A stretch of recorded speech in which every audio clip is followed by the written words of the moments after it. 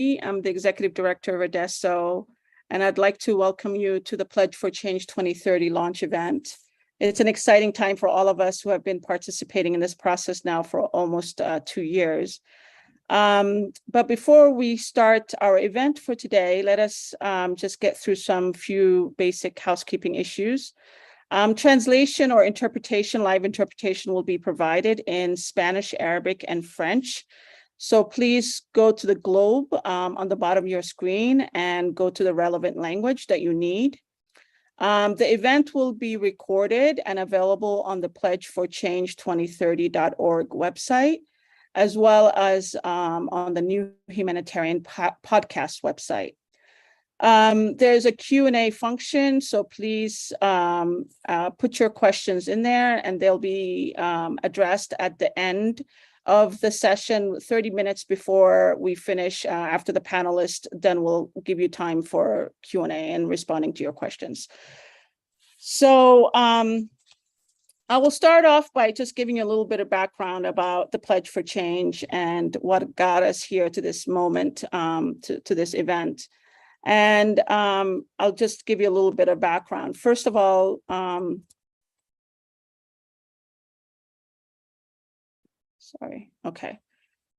The Pledge for Change is a mutual commitment towards building a stronger aid ecosystem based on principles of solidarity, humility, self-determination, and inequality. And the intention of this initiative is to acknowledge the unequal power dynamics in the development and aid infrastructure and ensure a fair future. Particular in recognizing the role of INGOs must play in ensuring Global South CSOs and communities grow in power and independence. It isn't just a statement, it is a true commitment towards transparent sharing of progress, learning, and accountability. And this idea turned from idea into an actual process through informal conversations initially with only a few members of the CEOs that you'll meet today, who I had the pleasure of talking to and asking them about whether such a space, an invite-only space, a closed space, a space that we could create of trust and sharing and mutual learning would be of benefit. And that resulted in this process where we now expanded that space to include a larger number of CEOs and INGOs. And it's a work in progress. This is not the end. This is just the beginning. And we continue to be ambitious and evolve over time. I would also like to acknowledge that actually, in addition to having conversations with a few CEOs, it was actually Mariana Magnuson of the CHL who was really instrumental in helping us to get this off the ground. And through her support, I don't think it would have been possible. So we had monthly retreats. They were quite long and extensive, about 3 hours initially, and later transitioned into 2 hours. And we were using these retreats to share ideas, discuss the barriers, and think of solutions. And we were also trying to create a collaborative working groups to identify actionable commitments. So all the CEOs actually got a number of their staff involved in the pledges itself, and we established working groups. And those working groups are the ones who ended up crafting much of the language of the pledge document, as well as the metrics that we'll talk about later. And the process was funded by a private foundation and participating INGO contributions. So now, how is this different? There are other processes out there, such as the Grand Bargain and the Charter for Change. And I think it's different for various reasons. One, I think it's different because this was a process led by Adesso, a Global South organization. And while in the beginning, we didn't have a lot of Global South organizations involved for I think intentional reasons, because I personally felt that we didn't want to create an extractive process that has been happening for so many years through Grand Bargain, through various processes, where we take ideas and emotion and frustration from Global South actors when we all know really what needs to happen and what needs to get done. And really the onus is on the INGOs. In this case, the space was for the INGOs. Of course, the UN and the larger architecture also needs fixing. But in this space, we were creating an opportunity to have a conversation with INGOs. And so I think, so in the end, towards the middle and towards the end, we started engaging with Global South leaders, some of them, or one of them you'll hear from today in the panel. And they were very heavily involved towards the end in giving feedback on the pledged language itself, but also being heavily engaged in the drafting of the metrics. So I think that's one of the major reasons why I feel like it's a different process, because it's the first time where we've actually had something that has been led by the Global South itself. And then I think another reason, based on my own personal experience with these very large negotiated processes run by the UN, such as the Grand Bargain or the Charter for Change, is that it's a manageable number. This is the reason why we wanted a smaller group of CEOs. We could have easily started this process with 10, 15, 20 CEOs, but we were very cognizant that the larger the number of people that start engaging, oftentimes we end up also negotiating or becoming less ambitious and not being as courageous, and that's often what I've seen happen in these larger negotiated processes, such as the Grand Bargain and the Charter for Change. I personally was involved in drafting. Please mute yourself, who's ever out there unmuted. Elena, can you mute the person? I have been personally involved in the drafting of the original Charter for Change. I sat in a conference space with Ann Street of CAFOD and I, and we came up with a lot of the commitments that you see today in the Charter for Change. But what we drafted and what became the final agreed on product was very different. And that's something that we really didn't want to see. We really wanted to make sure that we continued staying on the path of courage and ambition.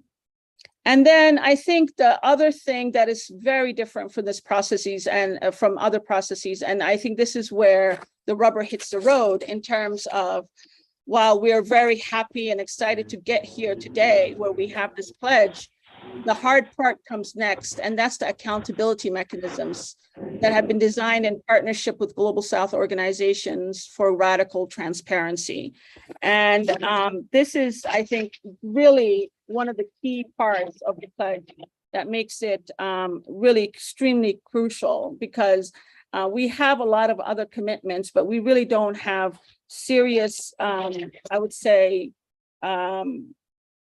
meaty ways of tangible ways of really holding each other accountable to what we aspire to.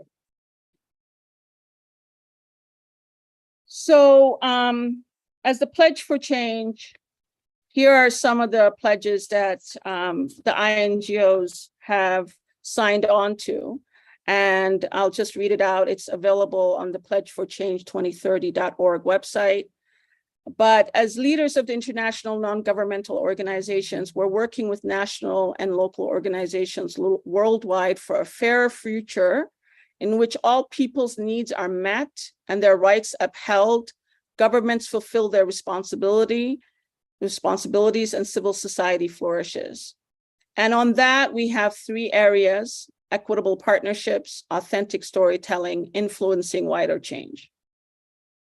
So in equitable partnerships, there are 6 areas, and within the 6 areas, number 1 is around equitable partnerships will be our default approach by 2030.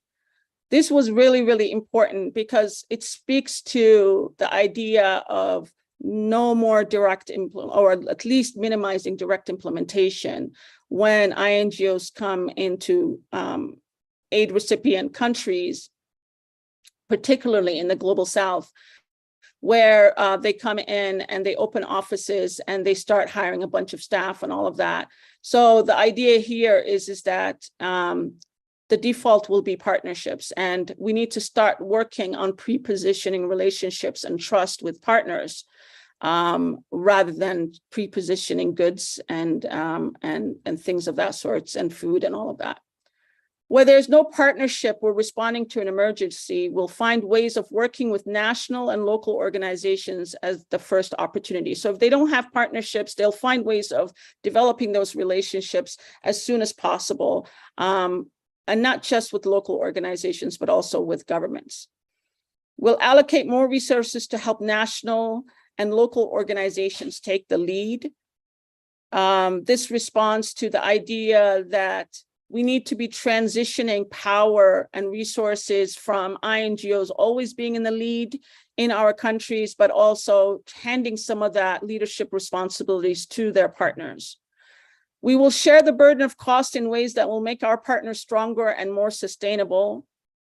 This is really important because we all know that one of the key problems that Global South organizations have, or local organizations across the world, is that they don't get a fair share of indirect costs. There's no real investment in their institutions' capacity, long-term investments in their back-end systems and all of that. So this idea is that the INGOs are really making a serious commitment to make sure that local partners get a fair share of the budget in terms of indirect cost rates, and that they make a specific efforts of having strategic partners and developing their capacity. There'll be a more collaborative approach to risk management. I think this is more about trying to change the narrative that local organizations are always risky, they don't have capacity, and all of that. And how do we share risks in a way that is more equitable? And there will be more collaboration between INGOs to reduce duplication of effort when local organizations are dealing with two or more of us. This is really, really a key issue for local organizations who often have to manage relationships between 6, 7, 8, 9 INGO partners in any given context. It happens a lot in large emergencies where it happens very quickly. New organizations are coming into the environment, and you're trying to manage all of these partnerships and relationships. And sometimes you wonder, can they not coordinate amongst themselves better? Can they not have one partnership assessment, one due diligence assessment, and so on? Authentic storytelling, this is where we merge two areas around imagery and narrative into one. Initially, it was around two areas, and we merged them into one. And the organizations are committing to show the actions led by local communities and the impact made by local organizations. So let's change the narrative that we have, where INGOs are constantly talking about themselves rather than the communities. When we hear about response in the Horn of Africa crisis, or we hear about response in Yemen or in Ukraine right now, we rarely ever hear about the actions of the local communities and what they're doing for themselves, and as well as the local partners of INGOs. So we need to change that. We will avoid exploitative imagery that portrays people as helpless victims, and we will give credit to partners where it's due.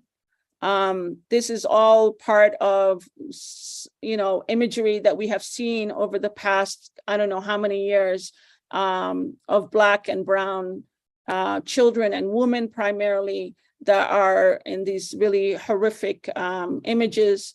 And so this is one of the key areas that actually all these areas around authentic storytelling have not been addressed in any previous processes or in any previous documents, as far as I know, such as the Grand Bargain or the Charter for Change. So I think this is also another area to demonstrate why this is unique. We will strengthen efforts to make all our storytelling ethical and safe, based on informed consent and accurate representation. We will stop using jargon that confuses our audience, our colleagues, and communities. We will review our words and pictures, creating a culture of anti-racism, reflection, and learning. We will use language and imagery to inspire wider cultural change. We'll co-produce stories, photographs, and videos with local organizations and talent.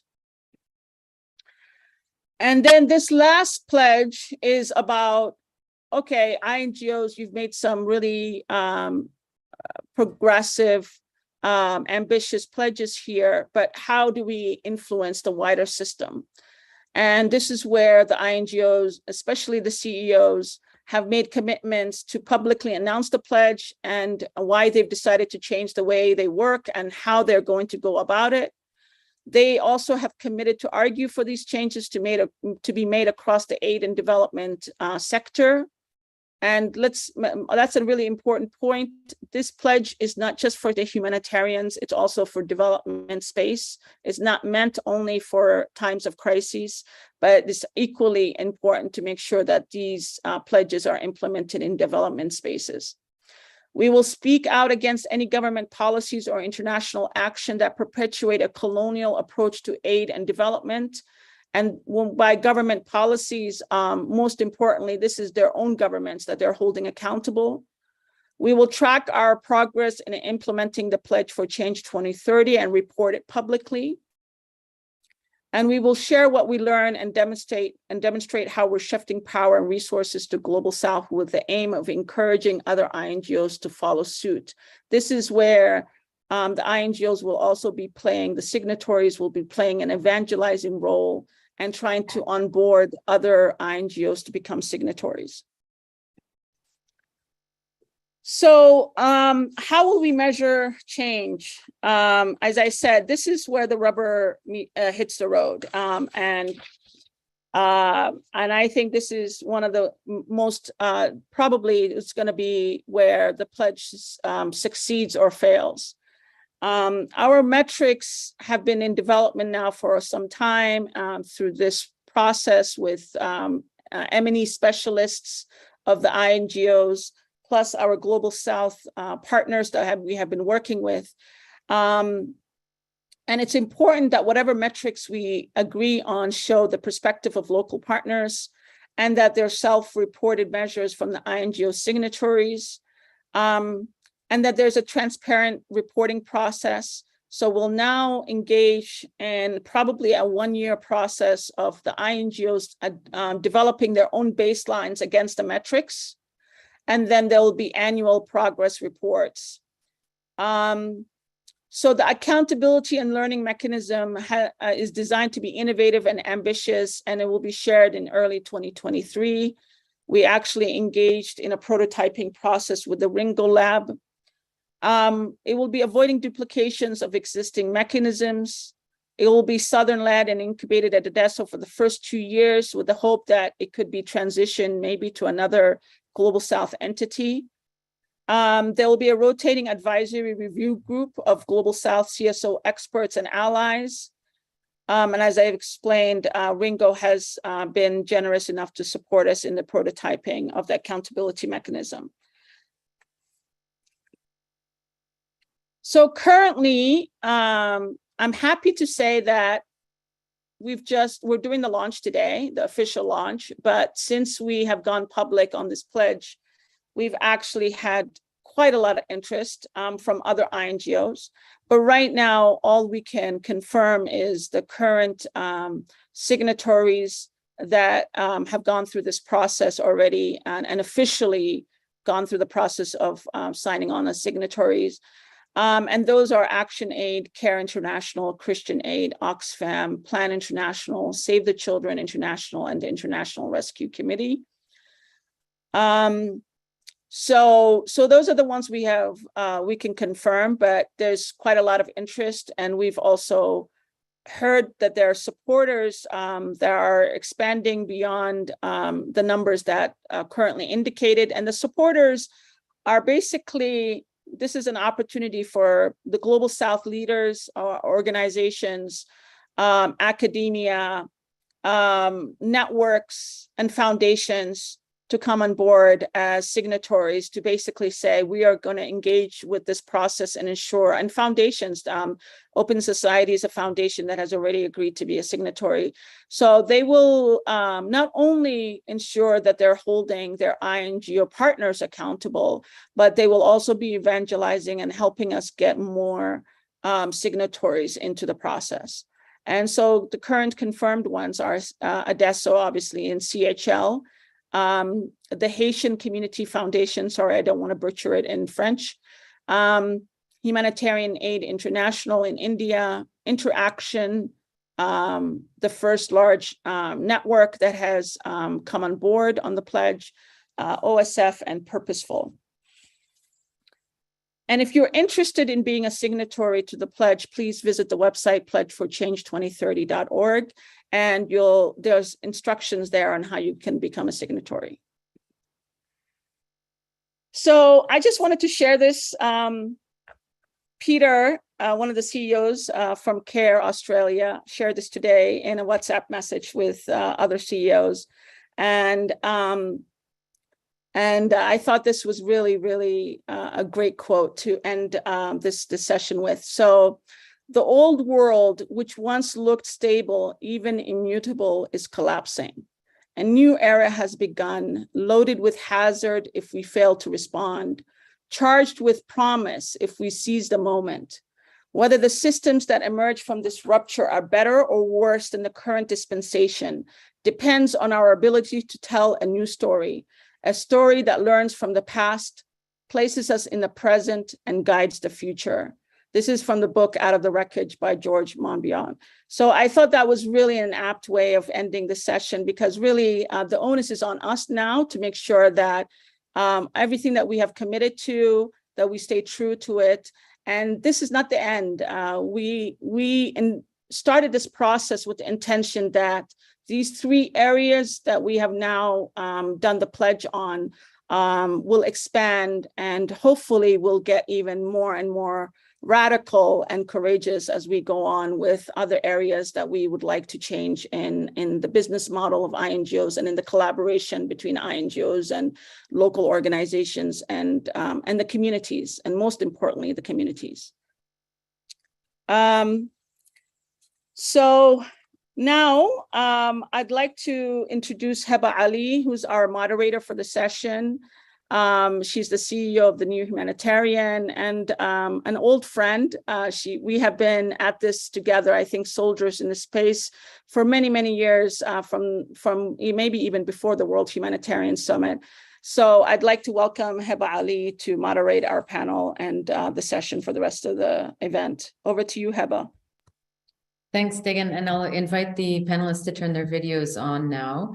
In addition to Dagan, we have assembled a number of people who were involved in developing the Pledge for Change, 3 of whom were part of the initial steering group that helped conceive of the idea together with Dagan and Mariana. So Danny Sriskandaraja, CEO of Oxfam GB, Patrick Wyatt, CEO of Christian Aid, and Sophia Spreckman Sinairo, Secretary General of CARE International.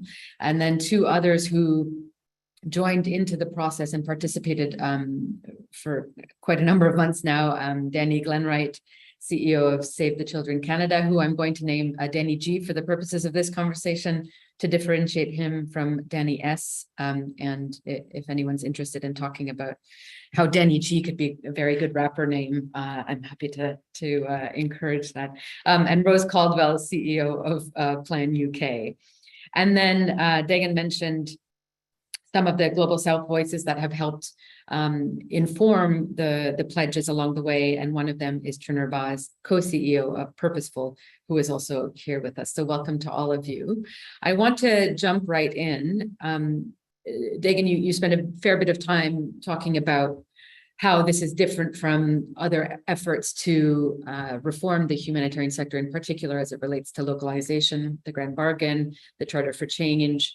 There's also the Coalition for Racial and Ethnic Equity and Development, known as CREED. And my colleague, Jessica Alexander, just published a piece today on the New Humanitarian about this, saying, there is a degree of skepticism about the exuberance of the sector every time a new pledge comes along.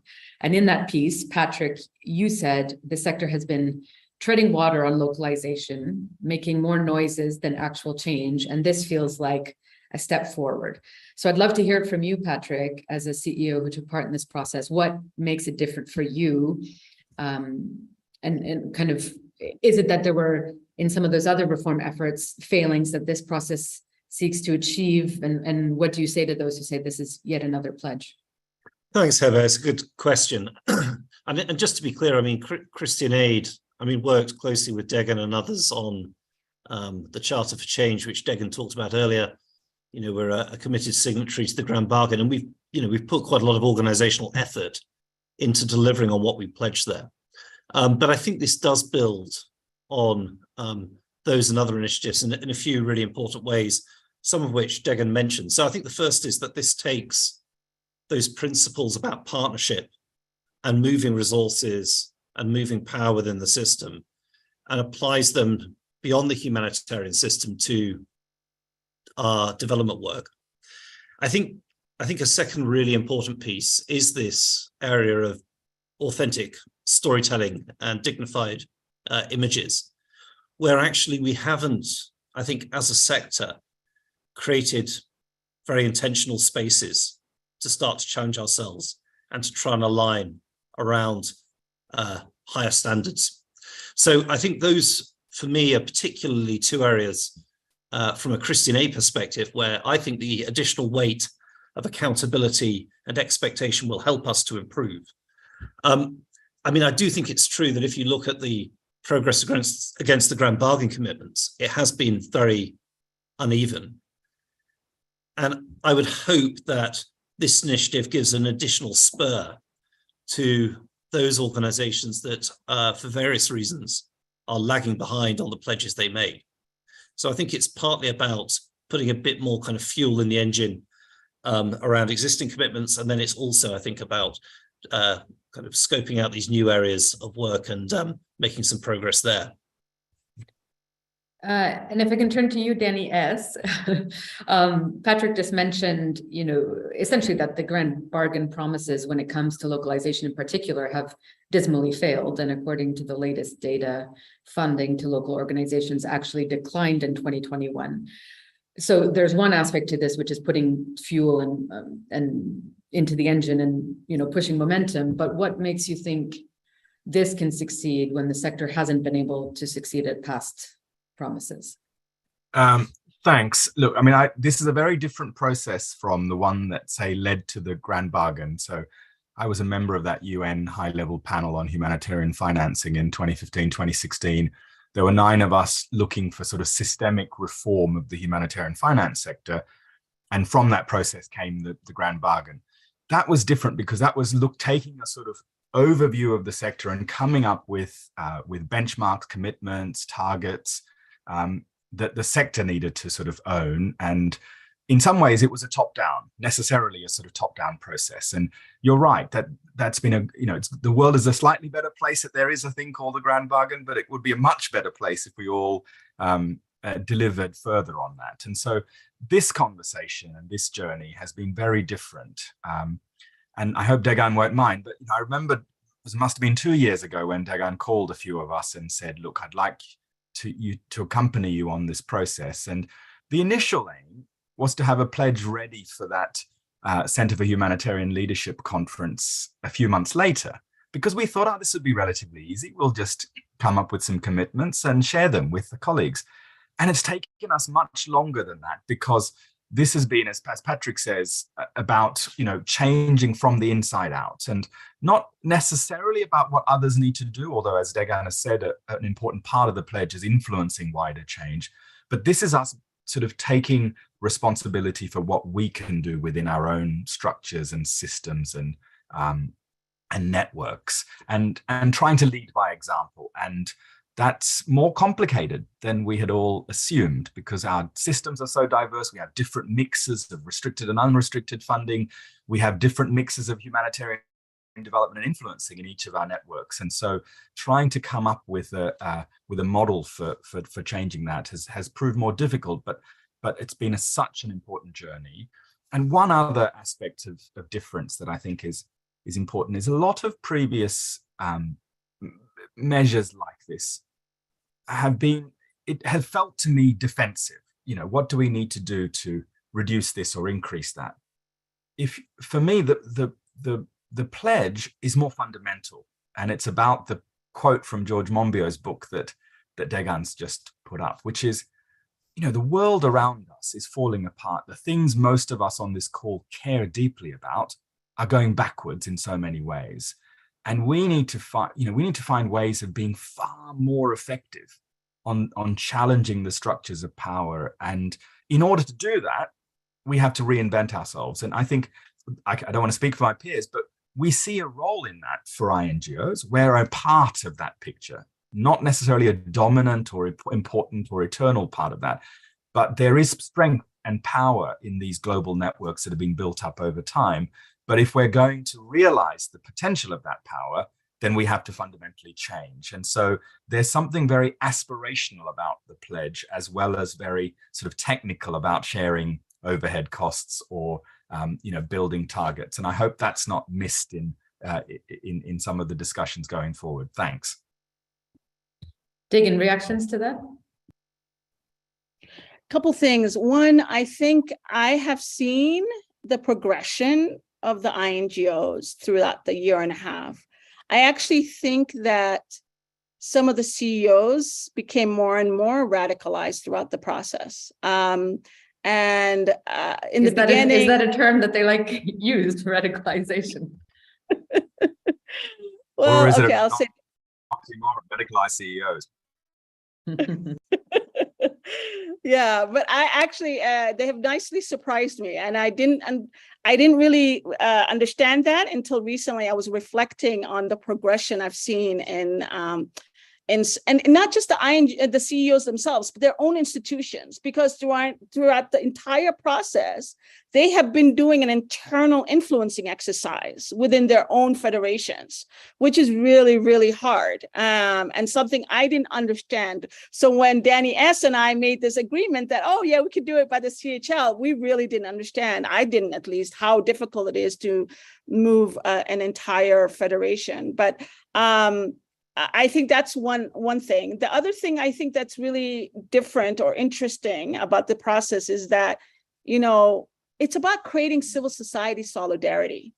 You know, it's not about, and before with other processes, it's felt like INGOs are part of this bigger, larger top-down process that is often led by the UN or the bilateral donors.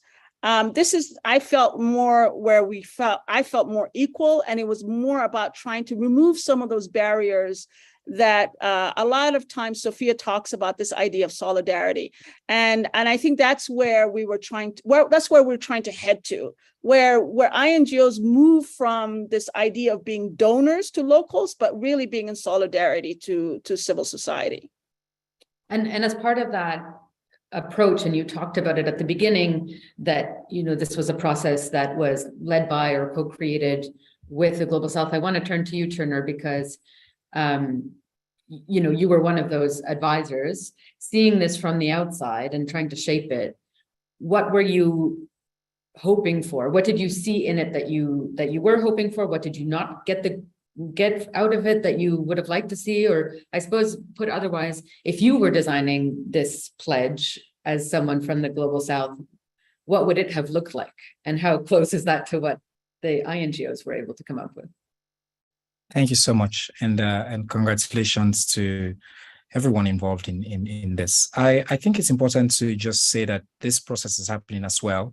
There's you know, it's foregrounding a broader background, right? There's a growing movement of Global South organizations and activists who are calling for decolonizing this entire industry, the sector, its practices and its operations.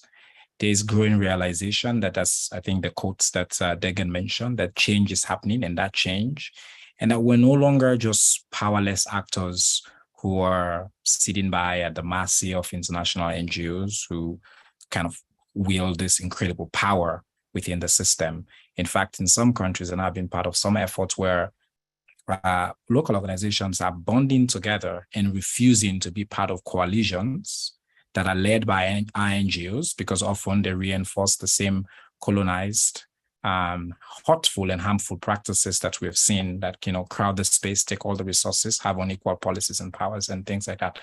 So most of us have been speaking up. A good number of us have been speaking up and organizing around this. And I think for me, what was attractive about this process was that it's the INGO leaders coming together and saying that this wind of change is happening.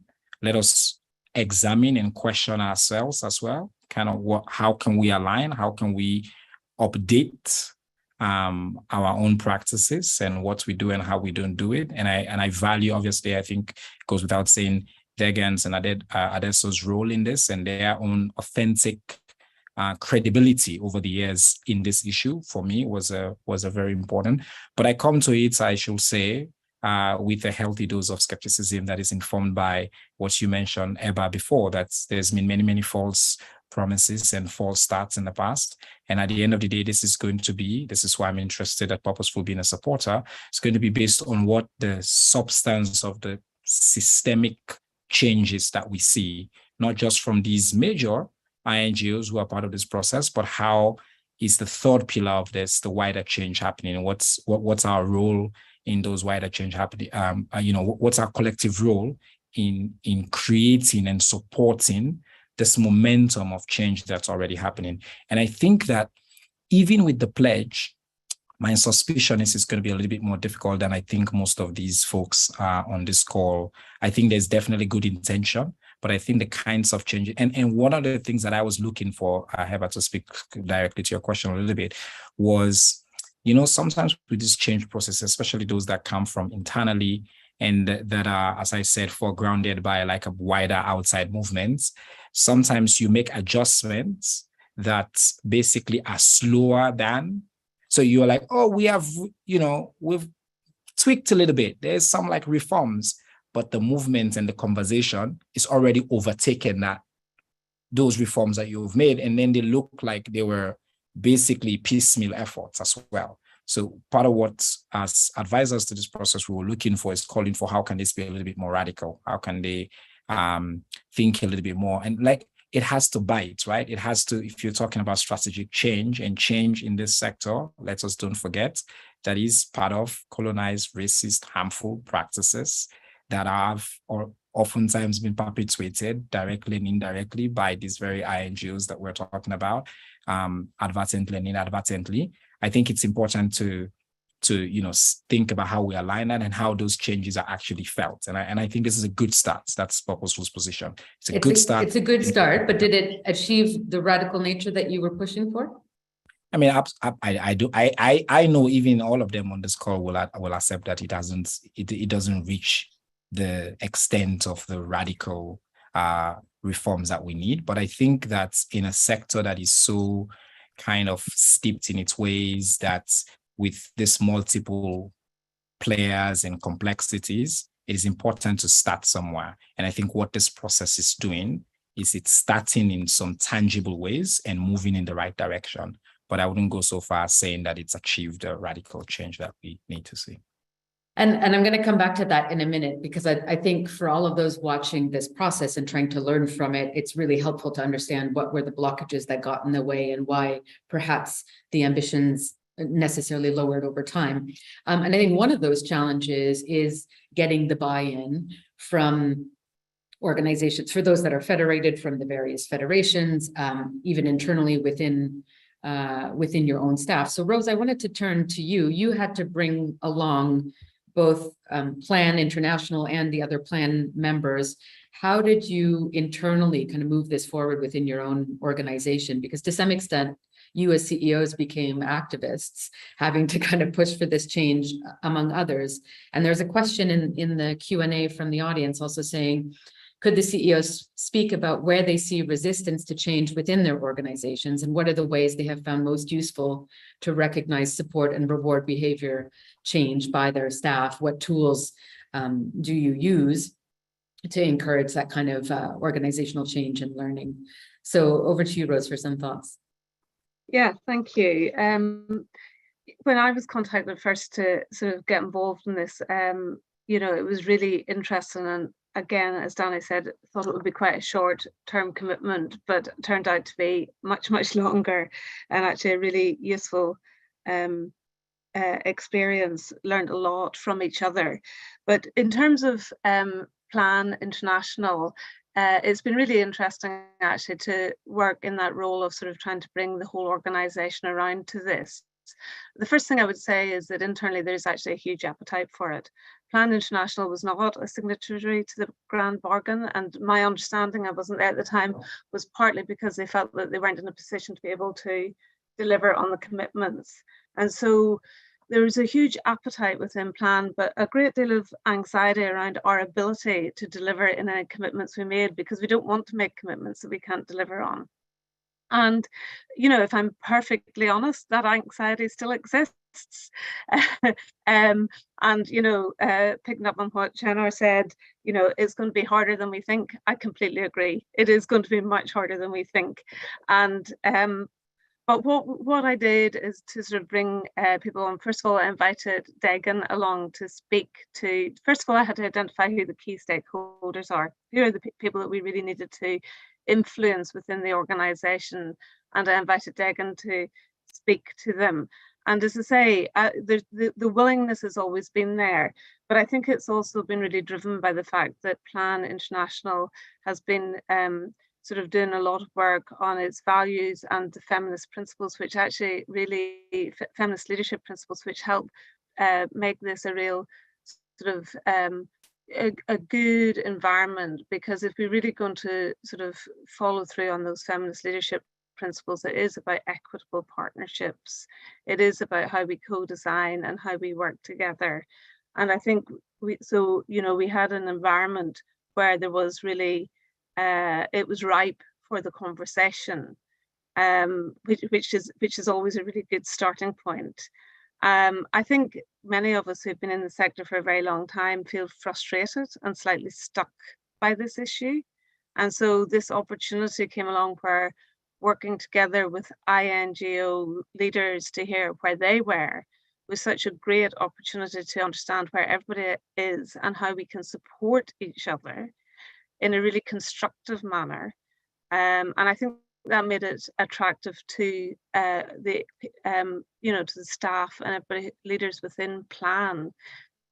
It's a coalition of organisations wanting to work together to move it forward. So there were many things there internally that were ripe for this opportunity. But what wasn't ripe, Rose? Like where did you face resistance?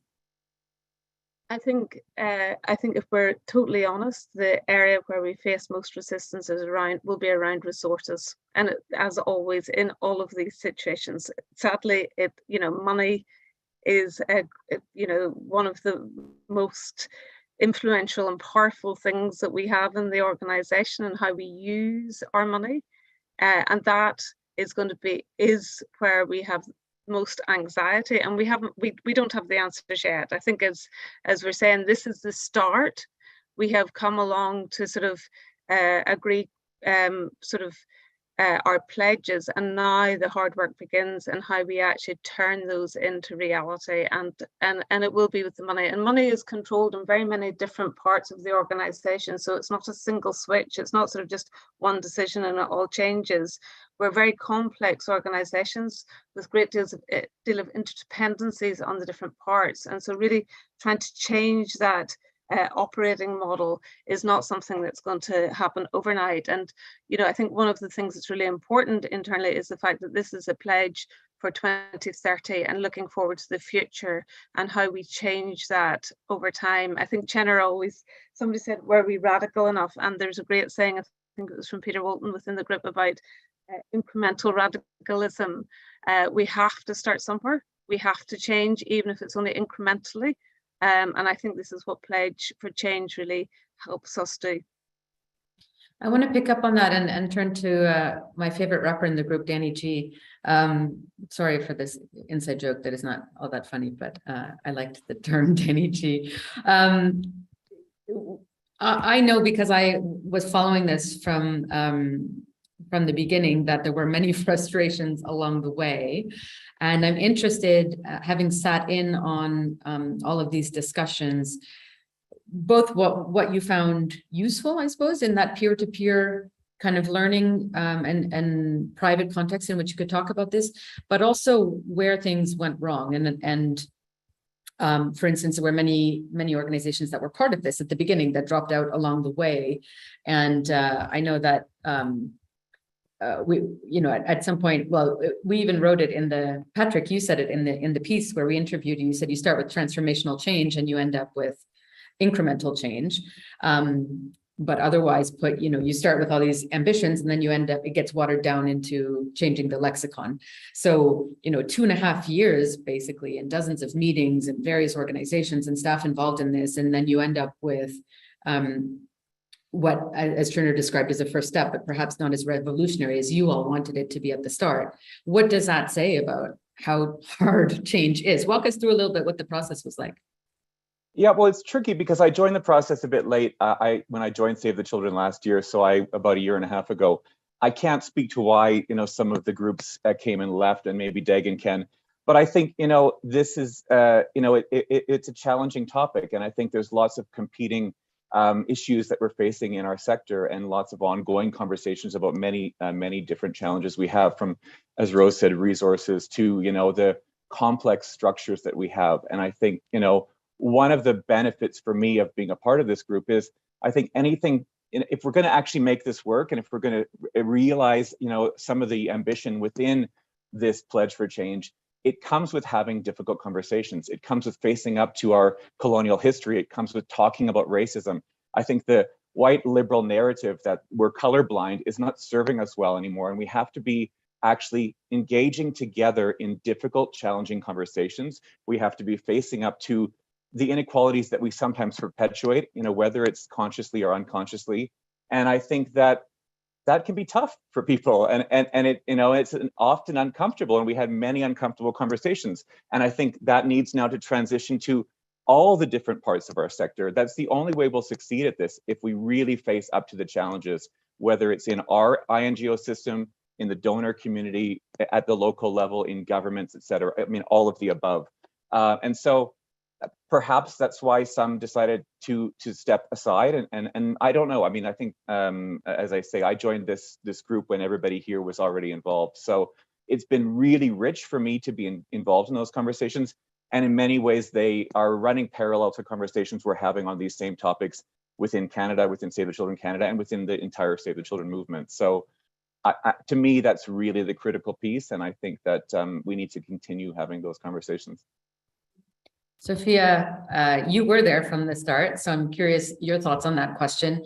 But also, we're talking about 20 monthly retreats of 2 or 3 hours, since January 2021, in addition to the working groups and the drafting of the pledges and the talking of the targets and so on.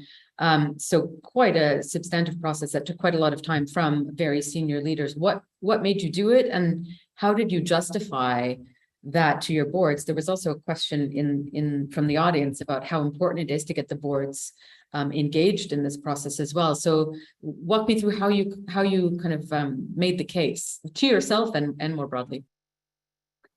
Well, and hi everyone. That was easy because this is the issue. Yes, there are many competing issues, but this is the issue. And in fact, our board has been informed throughout, has been looking at different drafts, and has been super engaged in also deepening their own reflection. And that is very important. I mean, this is an issue we are all struggling with. So the companionship, the togetherness, the learning, I think that's also a difference from previous processes, that we are in this together, that we can learn from each other, that some may have figured something out that we're still cracking. And that is very important. This process has a lot of soul. And that is very important to me personally and to all of CARE.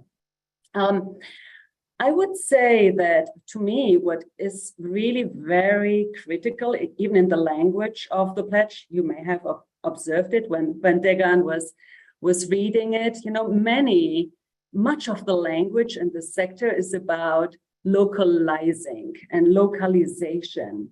And here very purposefully, we say locally led. which is really very, very different, because it's not about localizing what INGOs do or used to do and having local versions of it. This is about having really processes that are locally led in humanitarian response and development both.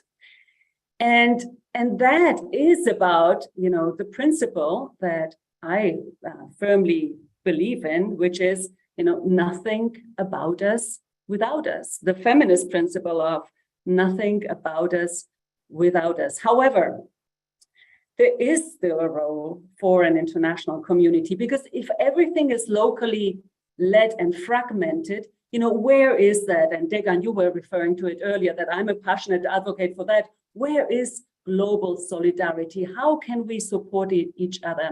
And I like to think, and I know we all like to think, of more like locally led but globally connected. Why?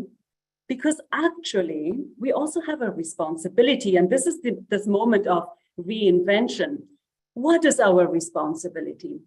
In fact, many of the underlying causes and drivers of poverty, of injustice, of inequality in the global South reside, guess what? In the global North.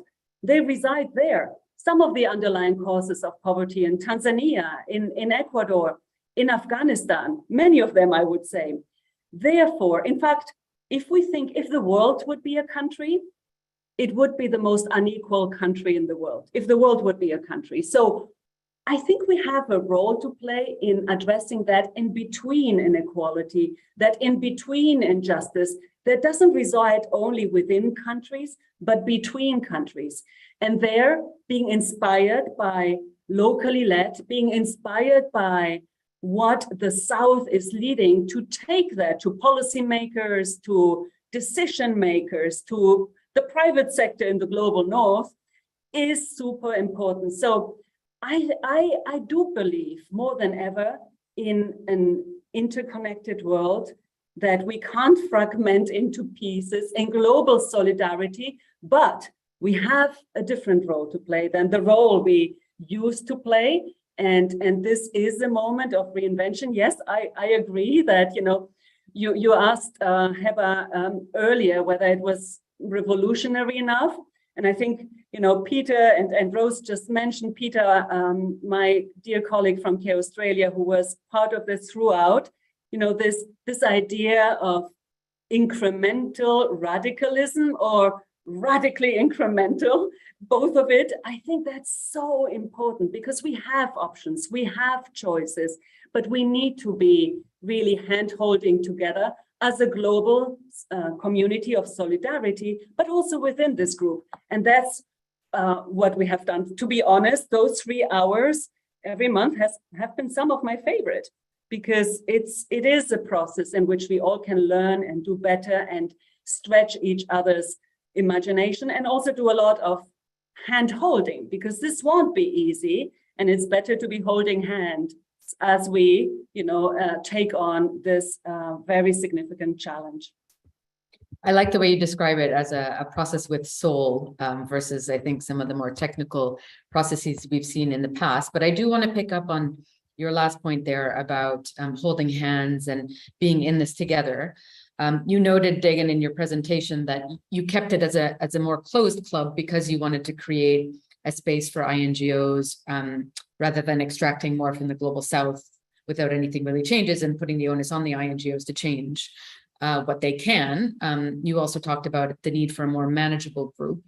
But as you noted, there has been quite a lot of interest, even among INGOs, in this process. And we had a couple of questions from the audience about this. And one of them is, I'm interested in how you balance having a manageable number of people with being inclusive. How did you decide who is part of the group? Maybe I can turn to you on that, Degan.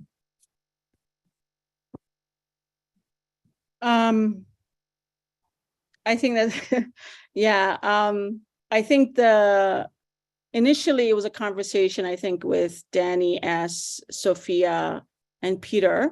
I think there were, and Mariana. And it was really important for me, at least, that it's a small group, because once it's a large group, then things get watered down. That was my number one criteria, was that it's manageable, it's the size of it. Second, but that doesn't mean that it's not an inclusive process. Now that we have the documents finished and the metrics, now we are actively working on recruiting new signatories, and all the CEOs are working really hard to get this out there and try to help us get more signatories and work on the metrics as well.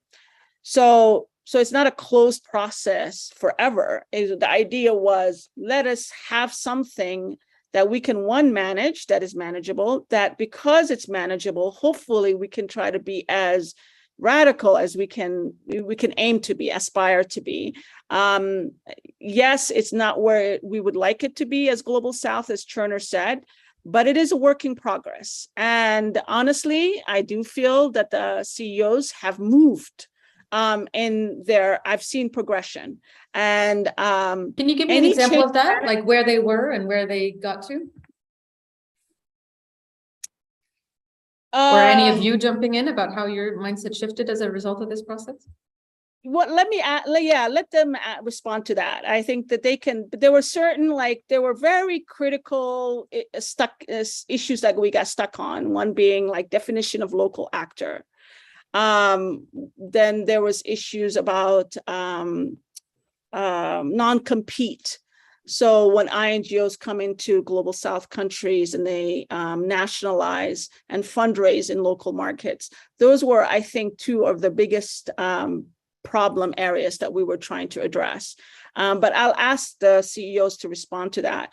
But anyways, my point was to say that, so the intention was never to make it closed. But we also, I think, wanted to have like-minded people. If I remember, Danny, as when we first had the conversation, I approached you by saying, would you like a safe space where you can find allies that you can talk to and learn from and share challenges and all of that, something that doesn't currently exist? And I think that's where the pledge is unique. I think we're trying to do a lot in this space. So the commitments are an after product of creating this safe space where there's learning happening, there's sharing happening, there's negotiation happening. There's a lot of stuff happening. There's an internal change process that's happening. There's a individualistic reflection and learning that's happening from the CEOs themselves. So a lot is happening in this space. And I don't think that it would have had the soul that Sophia refers to if we had started with 20, 30 people. And I know that that's, a lot of people are not happy by that, but it was really important for me that the CEOs are in the space are really there by choice, because it's a huge time commitment. I didn't want CEOs to come in and out and randomly say, oh, I'm too busy, and then they appoint somebody else, and they're really not engaged. And these guys have really stuck through it, and they have given huge amounts of their time to this process. So, which I'm very grateful to. So I think the call of making it small and handpicking the CEOs, I believe has been confirmed by that process and where we landed. So let's hear from the rest of you. How, on the inside, what was that process of change where, you came into it with one point of view and came out of it with another? I'm happy to jump in here. I think one of the really working together with the other CEOs gave me the courage within the organization really to push where we were going with this issue within Plan. So we were doing our global strategy at the time when we started this process. And, localization was part of that strategy. But through this process, we've really been able to internally push that so that now it is a key pillar of Plan International's new global strategy going forward. And actually the pillar really reflects a lot of what we've committed to within the pledge. So I think, working with the other CEOs in the group was able to sort of give me the confidence to challenge harder internally to push for more within the organization. And I think that's one place where really I can see where being part of this group has hopefully in the long term will bring about more change within the Plan family. Yeah, I mean, maybe Heba, just to add to Rose's comments, I think from a Christian Aid perspective, you know, we're in a slightly different place from the other organizations. We're smaller. We're a partnership-based organization. We're not federated. And actually, on at least the partnership principles, we're probably, you know, starting in a different place from others. And I think this, and I think this is why we're saying that we need to establish our own organizational baselines, because what looks like progress for Plan and what looks like progress for Christian Aid might be different things. But we've all of us, irrespective of our starting places, got substantial room for improvement. And I think, you know, as Rose was saying, the kind of support networks are really important, been really important to that process. I also think for Christian Aid, you know, we've been through a lot of discussion internally in the last 2 years, which is ongoing, about what the challenges of decolonization mean for us as an organization and what they mean for the world at large. And this in some ways gave some kind of practical expression to those conversations. It helps us to look at kind of some of the practical ways in which we might advance that agenda. I mean, personally, I suspect that a decolonized aid system is an oxymoron. I mean, you know, the long-term goal that we should be working towards is a world where actually aid dependency is eliminated. You know, the long-term goal is where everybody is, you know, protagonist in their own story. And that's not the world we're in at the moment. But while we're in this deeply imperfect, highly unequal world, let's at least make sure that we're modeling something better through how we're working. And so I think, you know, Pledge for Change is one small kind of step on that journey. But I think it's, you know, I think it has been a useful prompt. I mean, the only other point I'd like to make, harking back to kind of Cherna's earlier intervention, is that I think one part of the puzzle is how do we move more power, more resources to civil society in majority world countries. But I think the other part of it is actually how do we spend more time listening to and learning from and co-creating with people directly affected by poverty. And, you know, there's a danger actually in, if we lionize Southern civil society, there's a danger that we can actually replicate some of the problematic relationships that have existed between Northern civil society and people in poverty. You know, and the real issue is, I think, you know, that people in poverty are the real protagonists of the struggle against poverty. They're the first responders, they're the last responders. So what are we doing as organizations to not just talk about people in poverty, but talk with them and take their knowledge and their experience more seriously? You raise a bunch of pretty fundamental points there that have actually also come up from the audience. And Dagan was on the Rethinking Humanitarianism podcast that we host just last week, talking about exactly that dilemma between, you know, do you try to improve the system as it stands today, or do you work towards a world in which that system doesn't need to exist at all? And there was a comment from one of the members of the audience saying, has that been part of the discussions of the pledge? Is the pledge dreaming of INGOs drawing on plans to exit all the countries we're in? Would this be the desired outcome, or has this been at all discussed as part of the commitments?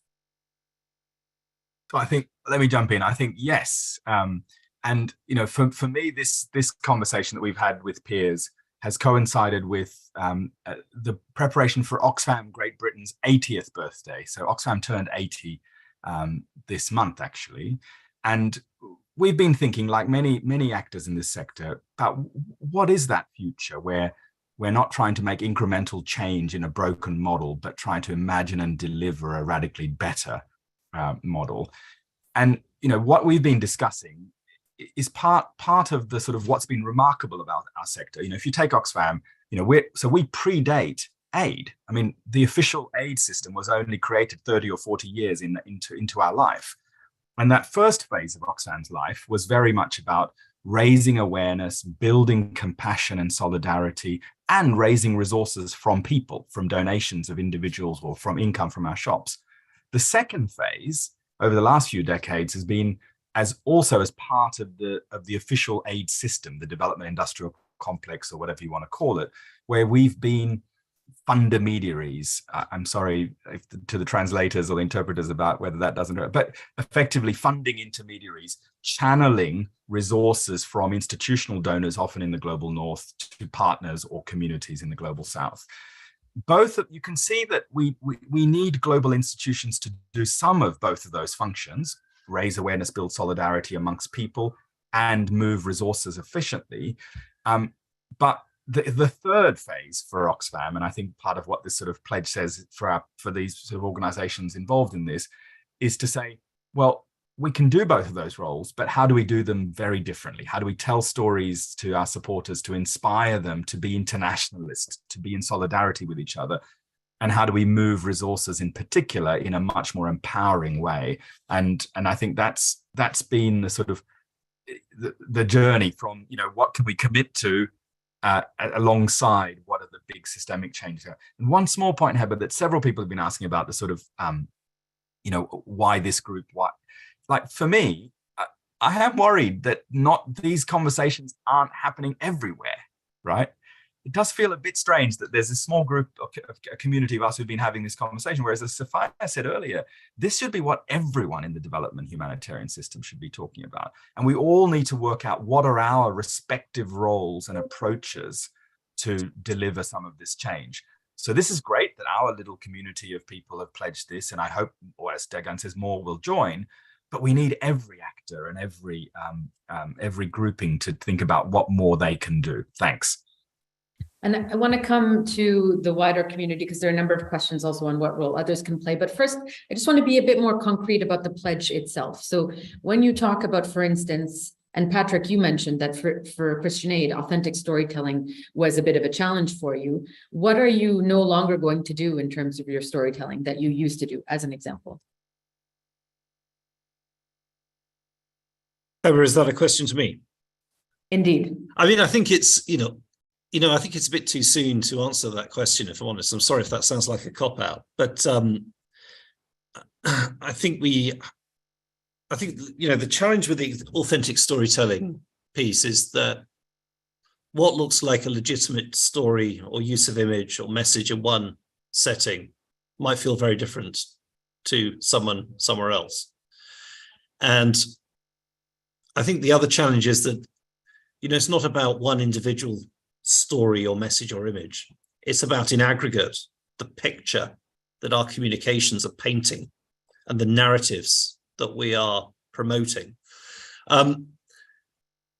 So I think there is a lot more work that needs to be done through Pledge for Change to work out, what ethical communication looks like, communication with real integrity. And I don't think we're ever going to get to a point where there's a kind of checklist and you can definitely say yes or no. I think it's about the principles that we agree. And then it's about the conversations we have and the accountability mechanisms we create to monitor our progress and to learn. So for me, that's where this needs to go. And I think the reason it's maybe going to prove for Christian Aid more challenging is that I think we're, as I said, in a slightly different place on partnership. I think we're probably meeting some When you say that, you mean less progressive? No, I think we're probably meeting more of the standards. And not because we're more virtuous, but because I think we're a kind of smaller and differently constructed organization. But I think the dignified images, authentic storytelling piece takes a lot of emotional energy internally. And it's quite a contested space. And if I'm honest, I think there'd be colleagues in fundraising and marketing and Christian Aid who say, can we just have can we have a break from this discussion rather than, reopen a whole lot of old wounds internally about whether or not we're getting this right. So I'm just trying to get I think it's a tough area. What changes as a result of this pledge? And there's a question also from the audience about which of the pledges moves your organization the furthest from where you currently are. So I'd love to hear from any of the others, a concrete example of what will be different now. Can I come in, Heba? Yes. Yes, just a very simple one. And this is not earth-shattering, but it's a good, first probably kind of understanding even of what the beast is, what the monster is that we're dealing with, because it's big. Let me give you an example. We had thousands of images, literally over decades at CARE in an images library. And we did a very quick, talk about baselines, very quick analysis. And it turns out that nearly 70% of our images library over many years where the images were taken mainly by men from the global north. Talk about the power of, whose perspective is, really represented in the images we have even. So that's really like a switch that you can turn on and off very fast. And we have now exactly in a year's time inverted that so that the vast majority of our images are taken by women from the global south.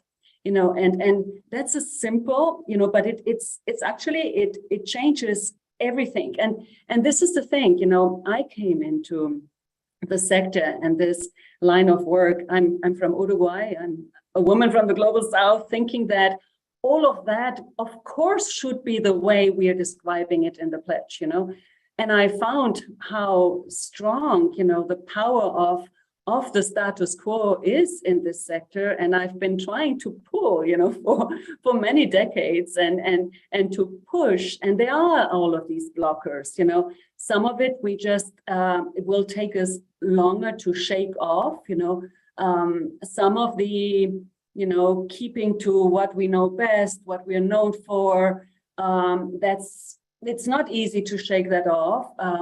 Sometimes also all the storytelling is, of course, there is like in marketing, donors, they actually want probably stories of very superficial, quantifiable, short-term, quick wins and results, rather than the story of the deeper, more complex, deep tissue work, but we do have an opportunity if we just, at least are conscious of, even who holds the power in something as simple as images. So I think there's always a place you can start, you kind of, you pull off the string and sometimes a lot happens as a result of that.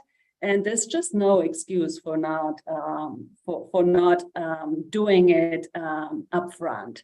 And I'm just so glad to have now all of these partners, all of you, and hopefully many more in this journey, because it does take a village, but we need to start with ourselves.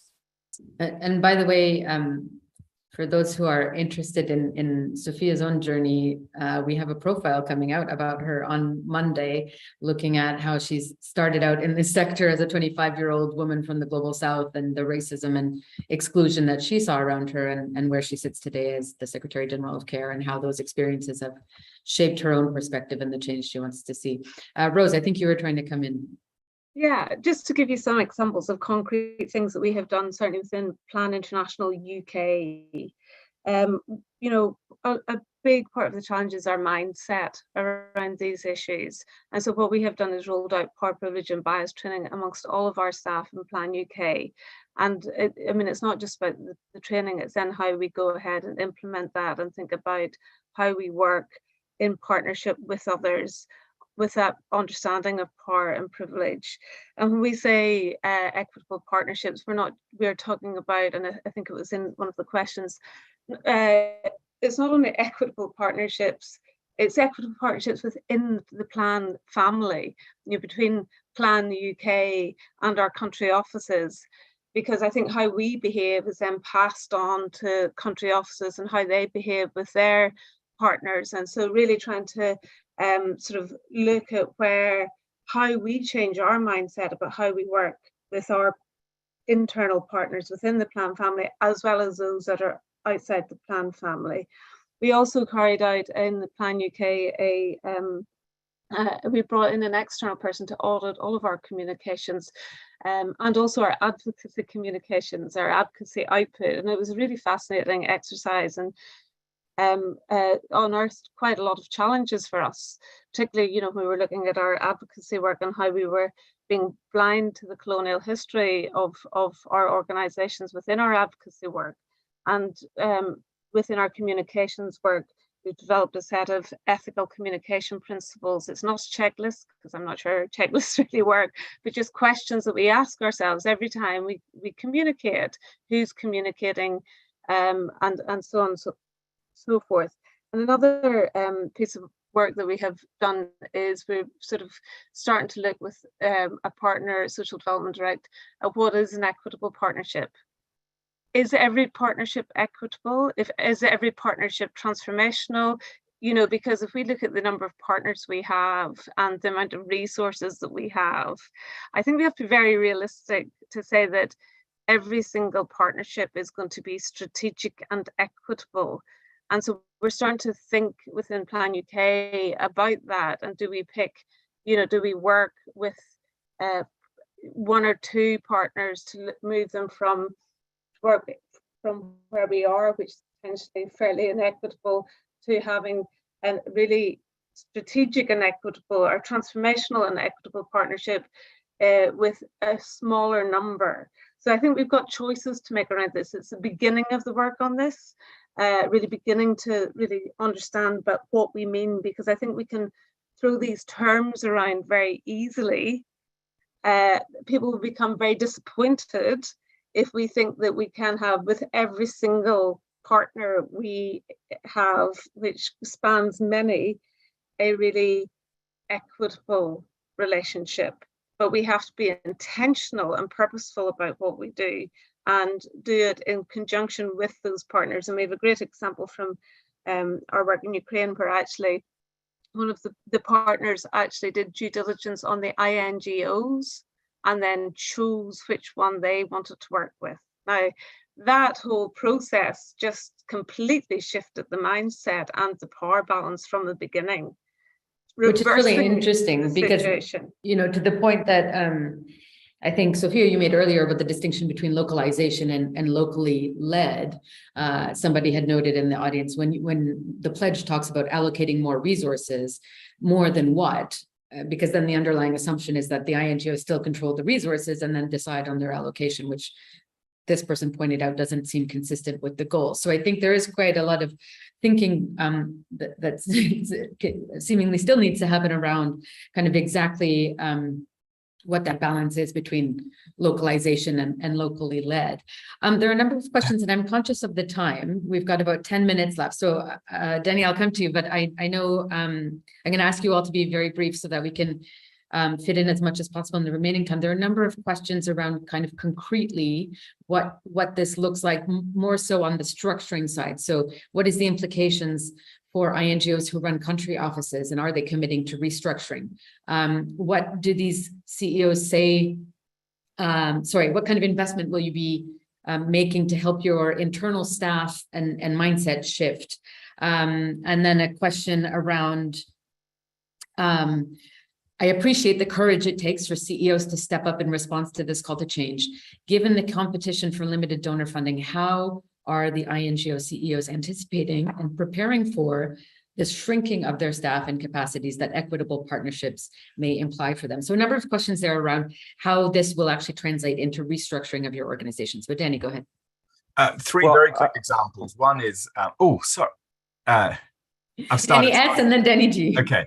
Three quick examples. So our comms team have been involved in the Pledge for Change process. And if you live in the UK or are familiar with our shops, we've had for 20 years something called Oxfam Unwrapped Cards, which are these fantastic mechanisms to sort of raise money, but also raise awareness.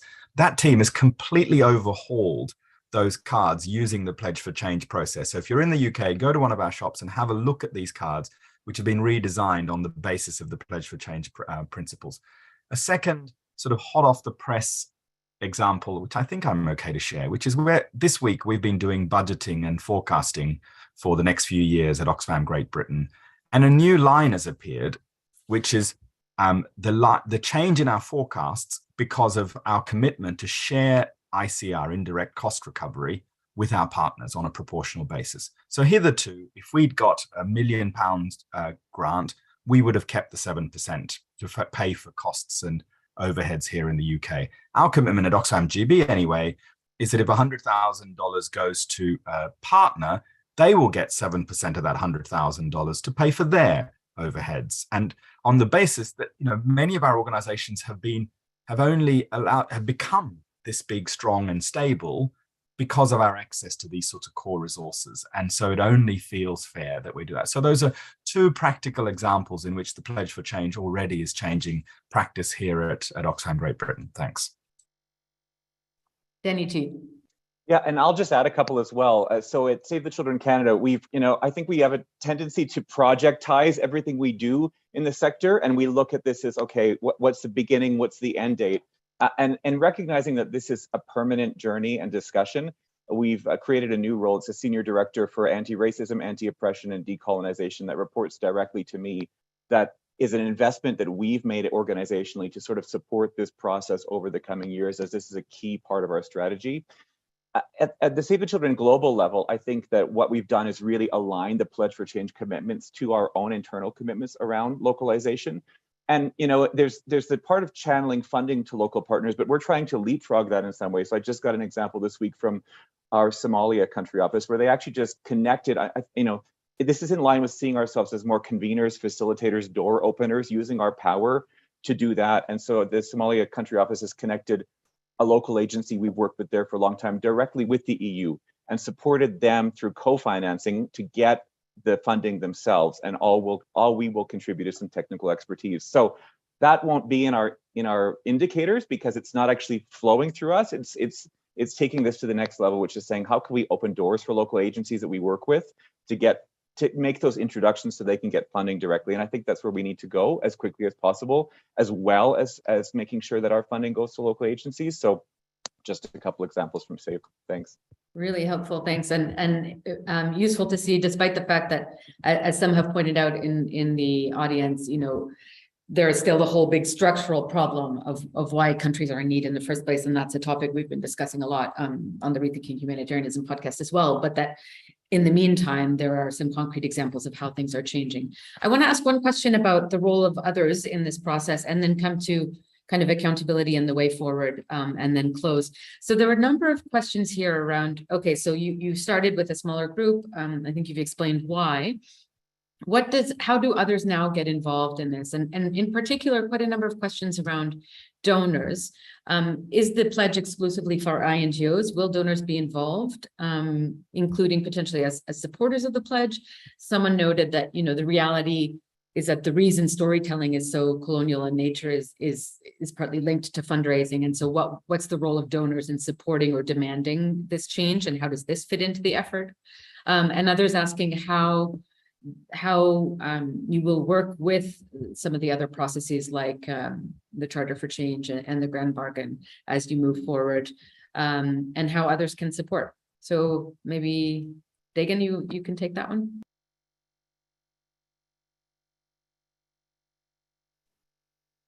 Yeah, so I think one of the things that has to happen in the next stage is the metrics. So we have to align, each organization has to do a baseline process, number one. And number two, there is this process of alignment of what they're currently measuring with the pledge. So what they're currently measuring maybe aligns to the Charter for Change or the Grand Bargain or internal processes and all of that. So imagine a massive federation like Save the Children or Plan International now have to figure out how to align all of that from across the entire federation to the pledge. So it's going to take some time. So I think we're going to spend the first year on that process of doing the baseline and that alignment.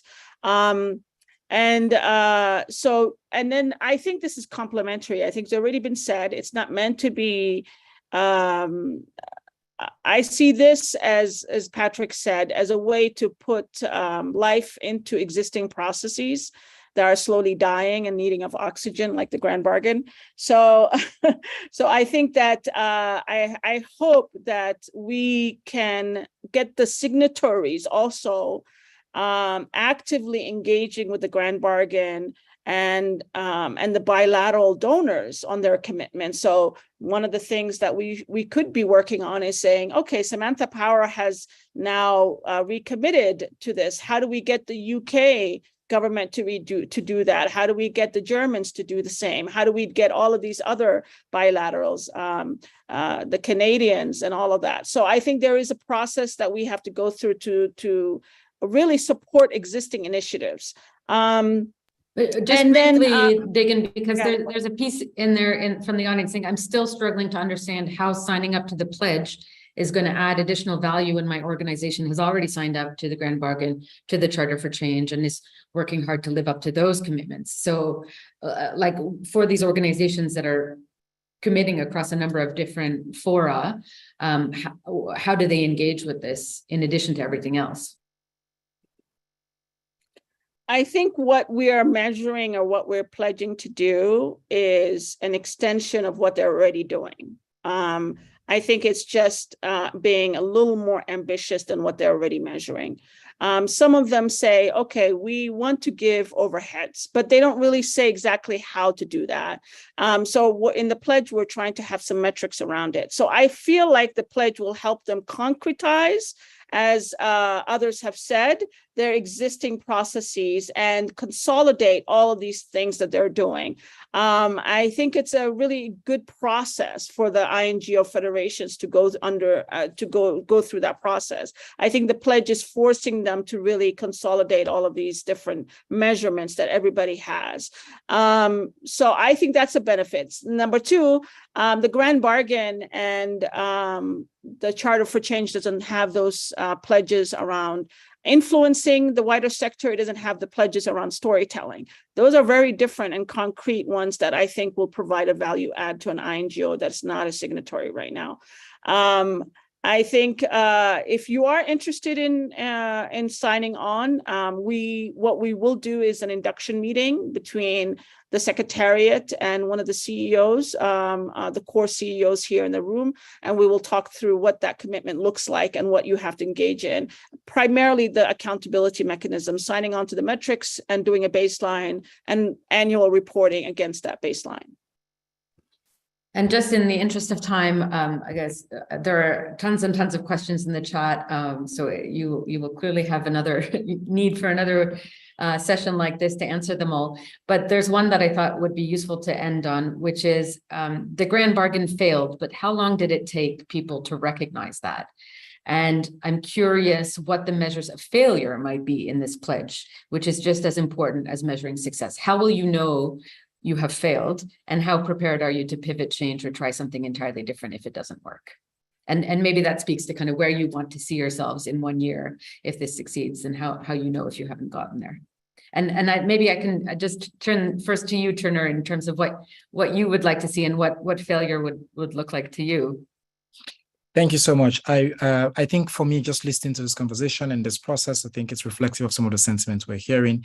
The important things here about power and money and power, and see who is willing to shift, let go of that, because storytelling and all of that is like we're stuck in the system that is, frankly, I think it's already been described. So if we want to see change and how that changes over time, is looking at who has access to the money. And I think what the conversation we're having here is about how do we tweak that? It's about how do we share some of that power. But I think what we really need to set as a goal and then work towards is about how do the organizations in this room relinquish the huge power that they have, positional resource, and share that with local organizations and local groups. And that, I think, will be reflected in not just, Danny, as you were saying, about sharing stories, but it could also be just about amplifying stories, because now I think that the system of even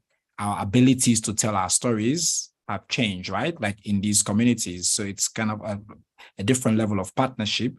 That means you have access to markets where you can amplify those kinds of stories, and then we work together in creating a different scenario. But I think it's clear from this conversation that much more needs to be done in the comments, but this is like an important step in the right direction. Any last one-line answers to what failure looks like? Failure is not being able to build a strong, vibrant, independent, resilient civil society close to the ground. The pledge is a means to an end. That end is building people's power. And I think, those of us who are CEOs of these organizations are privileged to serve in these bits of civil society that do hold money and power, as Cherno says. But if we don't use that money and power to help build people's power close to the ground, then we will have failed. Yeah, just to build on that, I think, failure would be affected communities affected by crisis, communities affected by poverty, not being heard, and their insights and experience not being acted on.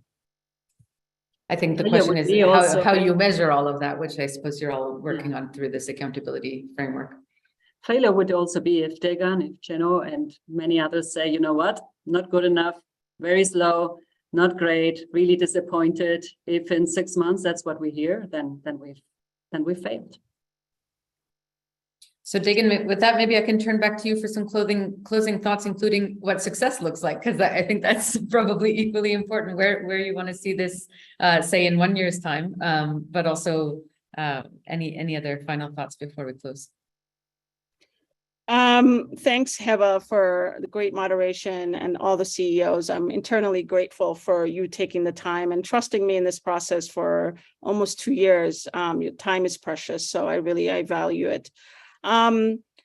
So I think success looks like, honestly, a place where, as Danny said, Danny asked, where we have a vibrant civil society that is well-resourced, that can hold their governments accountable, that can hold the bilaterals accountable, that can hold the private sector accountable. That's what success looks like. And success also looks like where we use the Pledge for Change process in active situations right now. So there's a conversation ongoing right now is, how do we actually test this pledge in the Ukraine crisis? Or how do we test it in Horn of Africa crisis? And getting the partners of these INGOs who are signatories to feel confident enough, strong enough, and not be scared to hold their INGO partners accountable to say, hey, this commitment on overheads, your last grant to us, you didn't share your overheads with us. That's what I would like to see, is that we get away from this role of being very passive and subservient to the INGOs and actually actively hold them accountable. This will only work if we as the Global South really get our act together and start using these tools as an accountability measure of our partners. So so that's my plea to my Global South colleagues is, please, please, please, this will only succeed if you use it actively.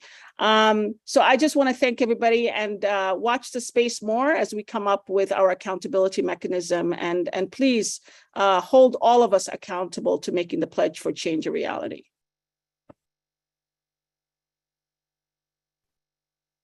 Thank you all.